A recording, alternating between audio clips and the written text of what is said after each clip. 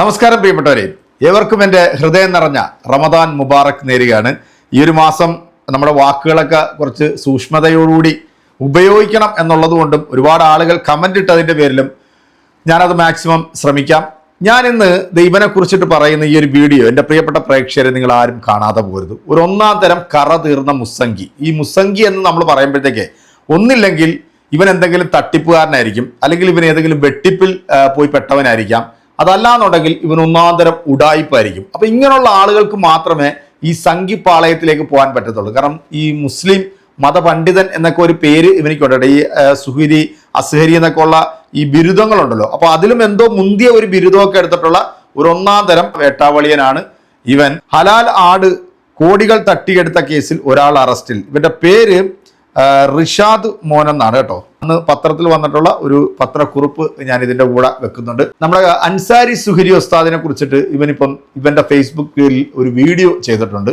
അതായത് കഴിഞ്ഞ ദിവസം നമ്മുടെ പ്രധാനമന്ത്രിയുമായിട്ട് എ.പി. അബൂബക്കർ മുസ്ലിയാർ മണിക്കൂറോളം സംസാരിച്ചു. രാജ്യത്തെ മുസ്ലിങ്ങളുടെ ഇപ്പോഴത്തെ ഒരു അവസ്ഥയെ കുറിച്ചിട്ടൊക്കെയാണ് സംസാരിച്ചെന്നൊക്കെയാണ് അദ്ദേഹത്തിന്റെ അനുയായികൾ വന്നിട്ട് പറയുന്നത്. എന്നാൽ അദ്ദേഹം പ്രധാനമന്ത്രിയെ കണ്ടിട്ട് ഇറങ്ങി വന്നതിന് ശേഷം നടത്തിയിട്ടുള്ള ഒരു പ്രസ്താവനയോട് ഒരു ഇന്ത്യൻ മുസൽമാനും യോജിക്കാൻ പറ്റുന്ന തരത്തിലുള്ള ഒരു പ്രസ്താവനയല്ല ആദരണീയനായിട്ടുള്ള എ.പി. അബൂബക്കർ മുസ്ലിയാർ നടത്തിയിരിക്കുന്നത്. അതിനോട് നമ്മൾ ആരും യോജിക്കുന്നില്ല. അപ്പൊ അൻസാരി സുഹരി ഉസ്താദ് ഇതിനെക്കുറിച്ചിട്ടൊരു വീഡിയോ ചെയ്തോ അല്ലെങ്കിൽ ഉസ്താദ് പറഞ്ഞതിനെ കുറിച്ചിട്ടൊരു മറുപടി പറഞ്ഞോ എന്നൊന്നും നമുക്ക് ചോദിക്കാൻ പറ്റില്ല. കാരണം അത് ഓരോരുത്തരുടെ വ്യക്തി സ്വാതന്ത്ര്യമാണ് ആർക്കെതിരെ എന്ത് പറയണം അല്ലെങ്കിൽ ആരെ കുറിച്ചിട്ട് മറുപടി പറയണം എന്നുള്ളത്. അപ്പം ഈ ഒരു സംഭവം കണ്ടിട്ടാണ് ഇവൻ അൻസാരി സുഹരി ഉസ്താദിന് ഒരു മറുപടിയുമായിട്ട് വന്നിരിക്കുന്നത്. എൻ്റെ പ്രിയപ്പെട്ട പ്രേക്ഷകരായിട്ടുള്ള നിങ്ങൾ എല്ലാവരും ഈ വീഡിയോ ഒന്ന് കാണണം. കാരണം ഈ സമൂഹ വിരുദ്ധന്മാരായിട്ടുള്ളവരും സമുദായത്തെ വിറ്റ് ജീവിക്കുന്നവരും സമുദായത്തിന്റെ പേരിൽ ഇരുന്നു കൊണ്ട് തട്ടിപ്പ് നടത്തുന്ന തട്ടിപ്പ് വീരന്മാർക്കും മാത്രമാണ്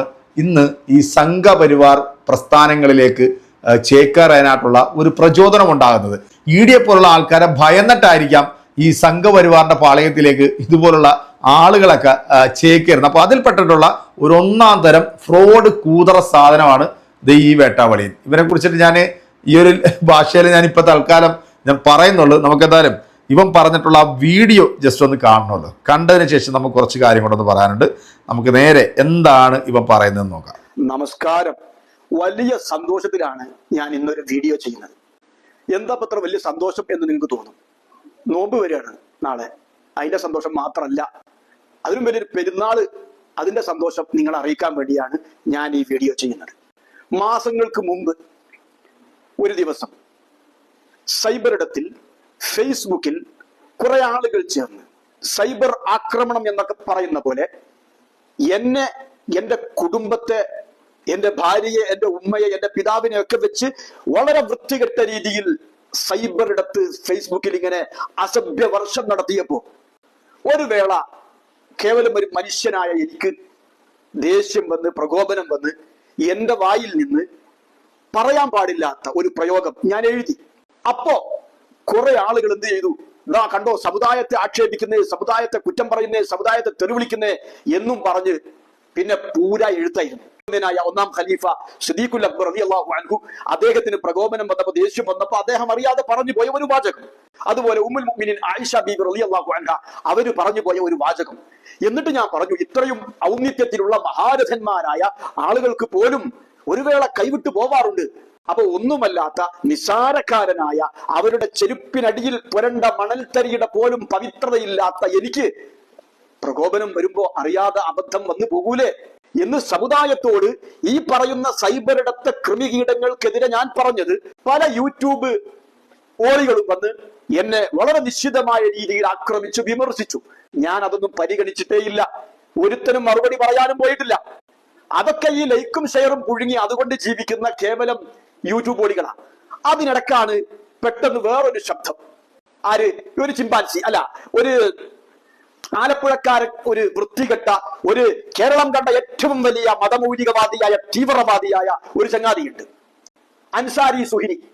അവൻ വന്നിട്ട് ഒരു വീഡിയോ ചെയ്ത്, അവന് ശരിക്കറിയാം ഞാനിത് സമുദായത്തെ മുഴുവനുമായി പറഞ്ഞതല്ല, എന്നെ ആക്ഷേപിച്ച, എനിക്കെതിരെ സൈബർ ആക്രമണം നടത്തിയ ഈ പറയുന്ന മുസ്ലിം തീവ്രവാദികളായി വന്ന മൂരികൾക്കും സുഡാപ്പികൾക്കും വേണ്ടി ഞാൻ മറുപടി പറഞ്ഞതാണെന്ന് ഈ ചിമ്പാൻസി സുഹരിക്ക് ശരിക്കറിയാം. പക്ഷേ അവൻ എന്നെ വളരെ മോശമായ രീതിയിൽ ആ സമയത്ത് വീഡിയോ ചെയ്തു. അവന്റെ വേതാളം ചിരിക്കുന്ന രീതിയിലുള്ള വൃത്തികെട്ട ചിരി കൊണ്ടും അംഗവിക്ഷേപങ്ങൾ കൊണ്ടും പരിഹാസ വാക്കുകൾ കൊണ്ടും എന്നെ ആക്രമിച്ചു. പക്ഷേ ഞാൻ അവനെ വെറുതെ വിട്ടു. അപ്പോ ഞാൻ അവൻ അർഹിക്കുന്ന അവഗണനയോടെ ആ പറയുന്ന ചിമ്പാൻസി സുഹിരിയെ ഞാൻ വെറുതെ വിട്ടു. ഞാൻ മറുപടി പറഞ്ഞില്ല. അവൻ ആ വീഡിയോയുടെ അവസാനം പറയുന്നുണ്ട്, ഇനി സുല്ലമി വരട്ടെ എന്നിട്ട് മറുപടി പറയട്ടെ, അപ്പം നമുക്ക് നോക്കാം. ഓരോന്നും പറയില്ല ഞാൻ. എന്നിട്ടല്ലേ ഈ ചിമ്പാൻസിക്ക് ഞാൻ മറുപടി പറയുന്നത്.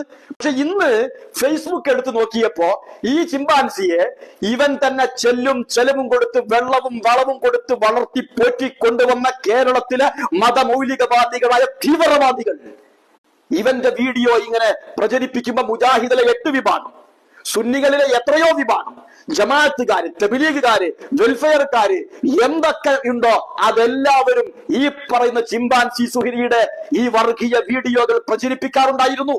പക്ഷേ കേരളത്തിലെ സമസ്ത AP വിഭാഗം അതിന്റെ അനിഷേധ്യനായ നേതാവ് ഇന്ത്യൻ ഗ്രാൻഡ് മുഫ്തി കാന്തപുരം AP അബൂബക്കർ മുസ്ലിയാർ, അദ്ദേഹം ഇന്ത്യയുടെ പ്രധാനമന്ത്രി നരേന്ദ്രമോദിജിയുമായി അവരുമായി കൂടിക്കാഴ്ച നടത്തുന്നു, അവര് ചർച്ച നടത്തുന്നു. അദ്ദേഹത്തിന്റെ അനുഭവങ്ങളിലൂടെ അദ്ദേഹം നേരിട്ട് മനസ്സിലാക്കിയിട്ടുള്ള കാര്യങ്ങൾ, കേരളത്തിലെ വിദ്യാഭ്യാസപരമായ ഇൻഫ്രാസ്ട്രക്ചർ അടക്കമുള്ള ഒരുപാട് കാര്യങ്ങളിൽ കേരളത്തിൽ കൊണ്ടുവരേണ്ടുന്ന കാര്യങ്ങൾ മോദിജിയുമായി സംവദിച്ച് അദ്ദേഹവുമായി ഒരു കൂടിക്കാഴ്ച നടത്തി. അതിനുശേഷം കാന്തപുരം ഉസ്താദ് പ്രസ്താവനകൾ നടത്തുന്നു. ഞാൻ ഈ ചിമ്പാൻസി സുഹരിയുമായി ബന്ധപ്പെട്ട കാര്യത്തിലേക്ക് തിരിച്ചു വരുന്നു.